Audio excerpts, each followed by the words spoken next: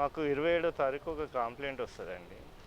ఏమంటే ఆ కంప్లైంట్ది property tax అనేది 40,000 చిల్లర నుంచి 1,04,000 చిల్లరకి రేజ్ చేస్తారన్నమాట. 3 ఇయర్స్ ఏదైతే ఉన్నదో అతను 40,000 చిల్లర ట్యాక్స్ కడతారు, ప్రాపర్టీ ట్యాక్స్.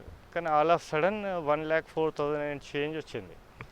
అయితే ఎందుకు వచ్చిందని చెప్పేసి ఇక్కడ మన కమిషనర్ గారికి అతను ఫిర్యాదు చేయడం జరిగింది.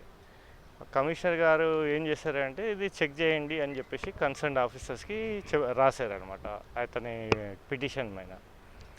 అయితే వాళ్ళు మళ్ళా హౌస్ మెజర్మెంట్స్ తీసుకోవడానికి వచ్చేసి అప్పుడు దే డిమాండెడ్ 35,000. ఏదైతే పాత ప్రాపర్టీ ట్యాక్స్ ఏదైతే ఉన్నదో అంత చేయడానికి 35,000 డిమాండ్ చేస్తాడు.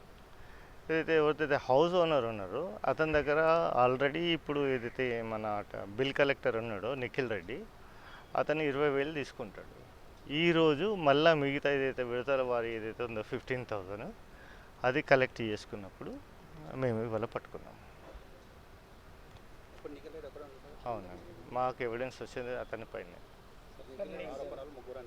అంటున్నారు, కానీ మాకు ఆధారాలు రావాలి కదా. లాండ్ ఆర్డర్ లెక్క కేసులు చేయం కదా మేము.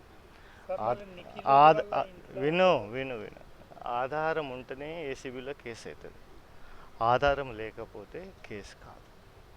Maybe true, but evidence we have to collect, we required. Outsourcing yes, అతనే డిమాండ్ చేసి ఒక్క నిమిషం. ఇప్పుడు ప్రతి ఒక్క డిపార్ట్మెంట్లో అవుట్సోర్సింగ్ ఉన్నారు. స్టాఫ్ లేక అవుట్సోర్సింగ్కి ఆ డ్యూటీస్ ఇస్తారు. మీరు ఏ పేపర్ అండి? Sorry, south okay, nice to hear. Yeah you can ask. They have the right. Public servant అంటే ఏంది? Section 2C.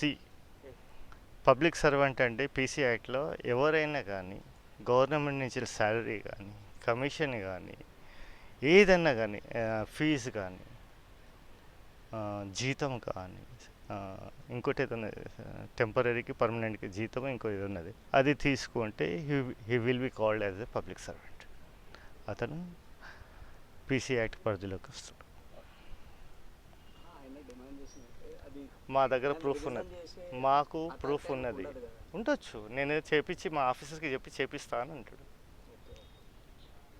అవునా? లేకపోతే నీకు పాతది 1,04,000 చిల్లర ప్రాపర్టీ అది వేపిస్తున్నాడు, వాడు ఏం చేస్తాడు పాప భయానికి? సచ్చినట్టు ఇవ్వాల్సింది కదా. ఫిర్యాదు పేరు చెప్పమని